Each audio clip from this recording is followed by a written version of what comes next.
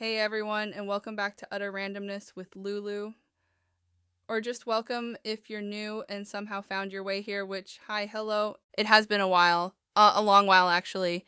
And I've been thinking a lot about how I wanted to come back, if I wanted to come back, what this podcast should even look like now. And honestly, I kept overthinking it, which is very on brand for me. So I finally decided the best thing I could do was just start talking, or more accurately, start writing first and then start talking, because apparently I do need a safety net before speaking into a microphone like a functional person. So here we are. If you were here before, you already know that Utter Randomness was exactly what it sounds like. It was a little bit of everything. We had Midnight Binge, Spotlight Artist, Under the Radar, and all the other pieces that made the show fun and chaotic in the best way. And I don't want to lose that, because the truth is, those things still matter to me. Books, music, shows, movies, characters, scenes that absolutely wreck me emotionally for no reason on a random Tuesday. All of that is part of how I think about stories. It shapes what I write and the characters I gravitate toward. And it shapes the kind of atmosphere I chase in my own work. Sometimes a song gets stuck in my head, and suddenly I know the emotional tone of a scene. Sometimes a show gives me a character dynamic that makes my brain go, oh no, I need to study this. Sometimes I read something and spend the next hour staring into the distance like I've been personally attacked by good storytelling. Normal behavior, obviously. So no, I'm not dumping what Utter Randomness used to be, but I think I'm trying to let it grow. The overall theme of the podcast is now probably best described as storytelling, the creative process, and the wonderfully chaotic middle ground between inspiration and actually making something real. Because that's where I've been living lately, in the middle, in the drafts and world building notes, in the this sounded better in my head stage and wait, this might actually work stage.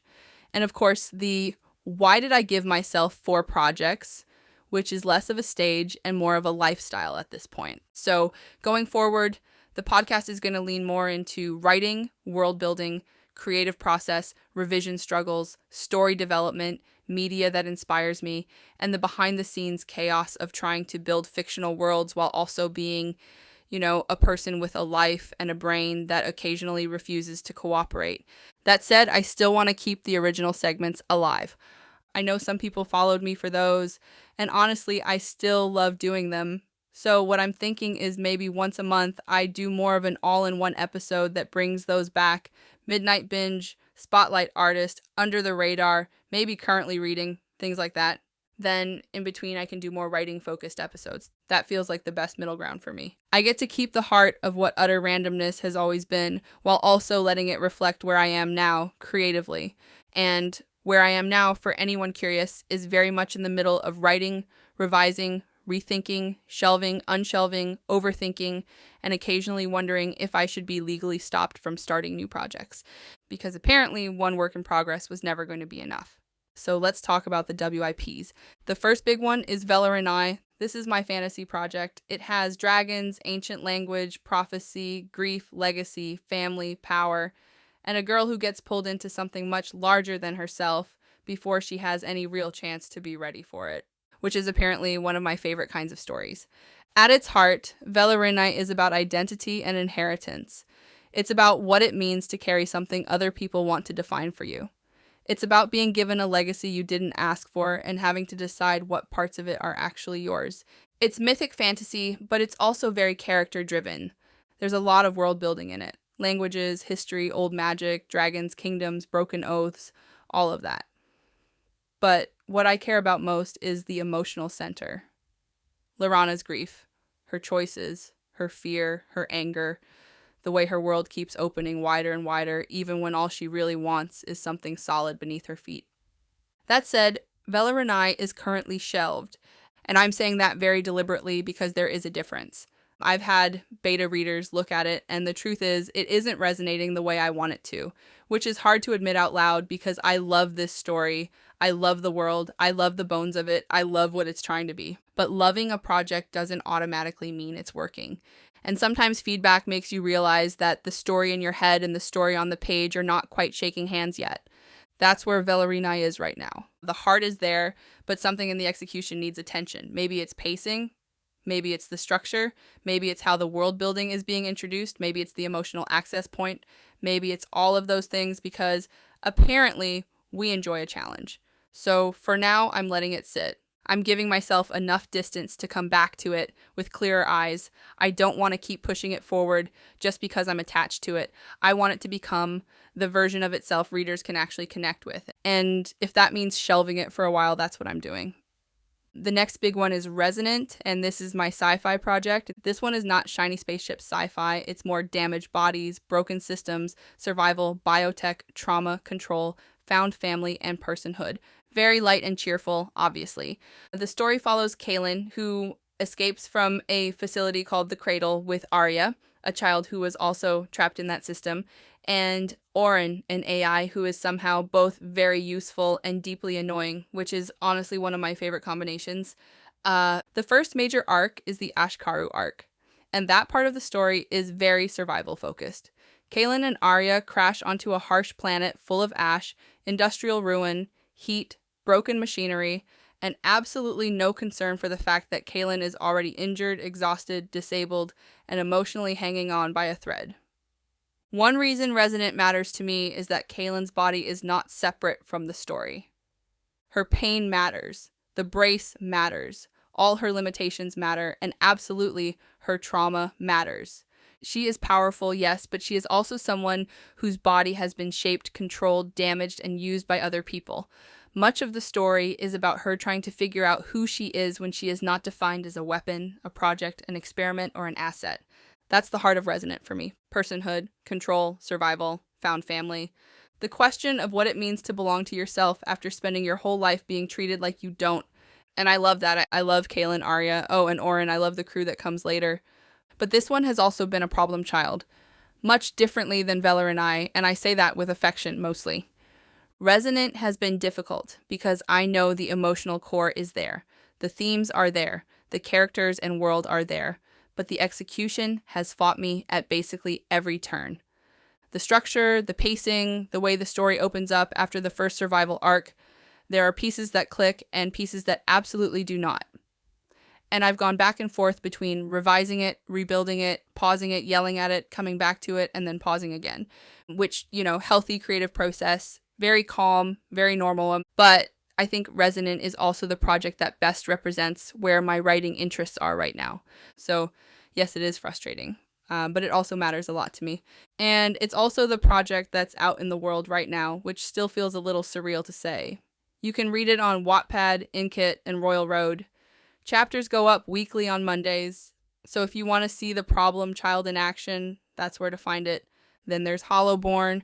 Hollowborn is my dark comedy ghost story, urban fantasy, supernatural weirdness, emotional mess, ghosts that do not respect personal boundaries, and a protagonist who is very much trying to survive being the kind of person the dead refuse to leave alone. The main character is Alma Del Muro, and she sees ghosts. But it's not cute ghost seeing. It's not cozy, a friendly spirit has a message ghost seeing. It's more like being a lighthouse for every dead thing with unfinished business, poor timing, and zero understanding of personal space. The story has humor because apparently my brain handles heavy subject matter by making things slightly ridiculous. But underneath that, Hollowborn is very much about identity, mental health, family, fear, and what it means to live with a reality other people may not fully understand. It's inspired in part by my own relationship with a diagnosis I received years ago. Schizoaffective disorder, though not in a literal one-to-one way. More emotionally, more thematically. That feeling of questioning what you're experiencing, of having to navigate a world that doesn't always know what to do with you, of trying to seem fine when your inner life is very much not fine. I think Hollowborn has a different kind of energy from Velarinai and Resonant. It's more grounded in a modern setting, more sharp-edged in its humor, and maybe a little more personal in some ways.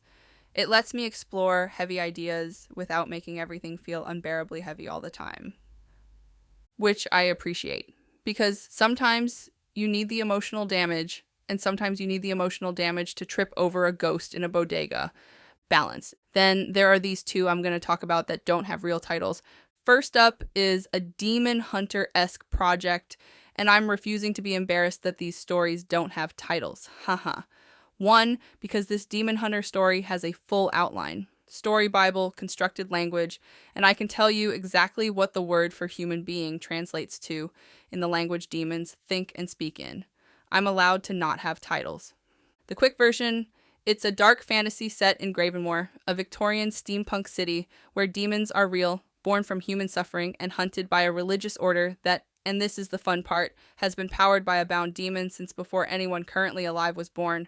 Nobody in the city knows this. This institution, which claims to fight the problem, is the problem, which, as a theme, I find extremely relaxing to write about. The protagonist is Alara Voss, a halfling, which means she was created through a heretical ritual that fused an ancient, sovereign-class demon directly into her at birth. She was then abandoned at a cemetery gate and raised by gravediggers, and the demon that was forced into her has been choosing to protect her since she was an infant, before she had any leverage and there was any benefit to it. He just decided she was worth it, and I think that's one of the most interesting things in any of my projects right now. This ancient, terrifying entity and this quietly fierce young woman who have irrevocably grown together, and the question at the center of the whole thing: can something made from darkness choose the light? While still very much in early development, the architecture is fully in place. The world, characters, the magic system, the language, the whole trilogy mapped out. But it hasn't moved into drafting yet. And then there's this random tearoom WIP.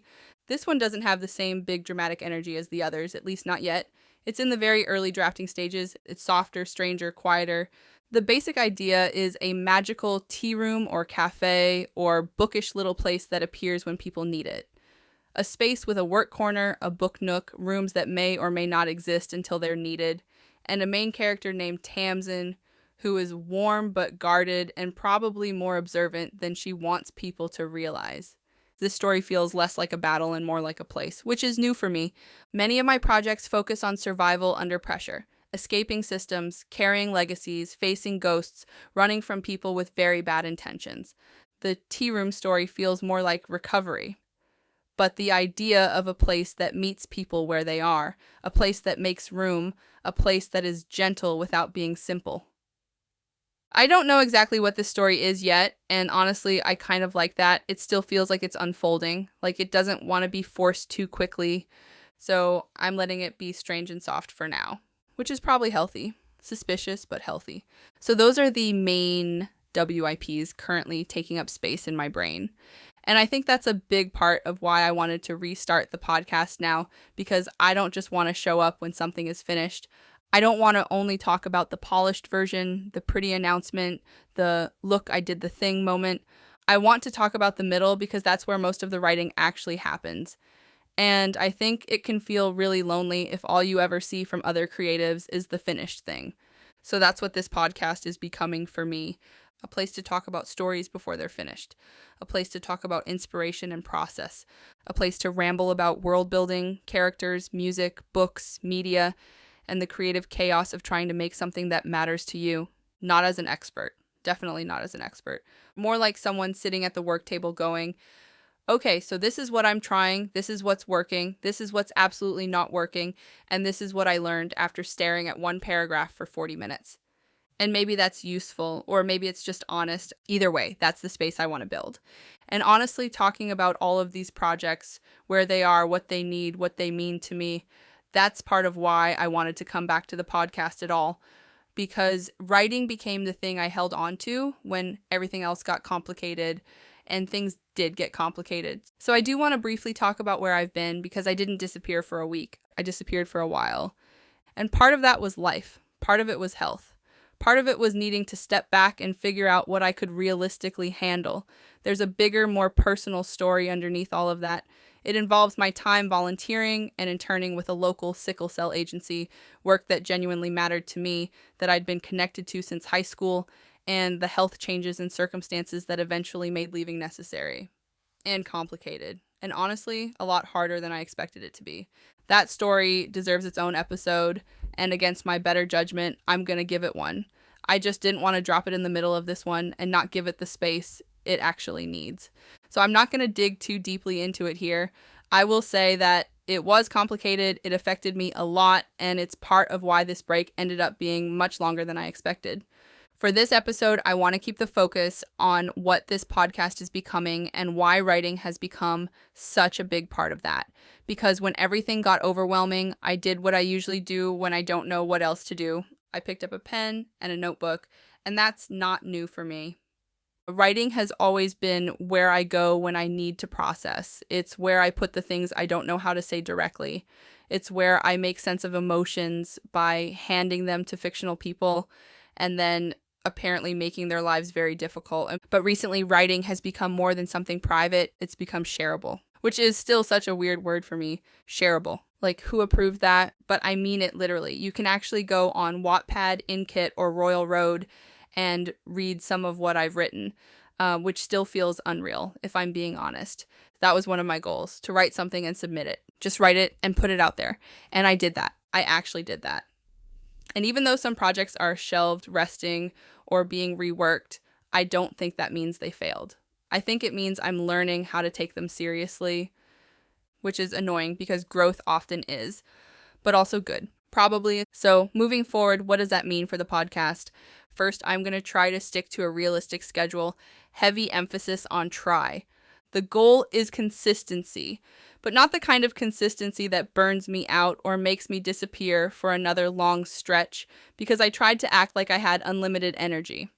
So I'm thinking bi-weekly or even monthly episodes, probably leaning toward Fridays or weekends, something manageable, something I can actually maintain. And if there isn't a podcast episode one week, there may be a written post on Substack or WordPress instead. I like the idea of giving myself more than one way to show up, because sometimes talking is easier and sometimes writing is easier, and sometimes both are impossible because a scene is bullying me.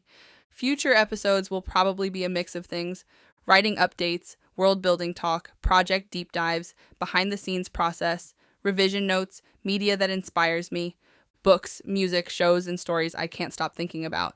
And once a month or so, maybe a return to the original Utter Randomness segments, because I don't want to lose that part of the show either. The next episode is going to be more personal. It'll be about why the break was so long, my time with a local sickle cell agency, why I stepped away, and how that affected me. After that, I'd like to do episodes on each of the WIPs in more detail. And of course, I want to keep talking about the things that inspire all of that. Music, books, shows, characters, media, the random sparks that eventually become scenes. Because that's really what Utter Randomness with Lulu is now. Stories, process, world building, media, creative chaos, and the messy, sometimes beautiful, sometimes deeply inconvenient space between being inspired and making something real. So, yeah, that's where I've been. That's where I'm at, and that's where this is going. And I think the reason I wanted to come back, really come back, not just to announce that I was going to and then disappear for another 3 months, is that I missed this. Not just the recording part, but the talking about stories part, the thinking out loud part, the here's what I'm trying and here's why it's not working yet part. Writing can be a very solitary thing, and sometimes that's exactly what you need. But sometimes you need to pull your head up from your draft and just talk about it with someone, even if that someone is a microphone and a pair of headphones, and whoever happens to be on the other end of this. That's what I'm building here. If you've been here before, thank you for sticking around. Seriously, that means more to me than I can really put into words. And if you're new, hi, welcome. I'm glad you found your way here. I'm excited to see where this goes. I'm nervous, obviously, because I'm me, but I'm also glad to be back, or trying to be back. Same difference. Thank you for listening, and I'll talk to you soon.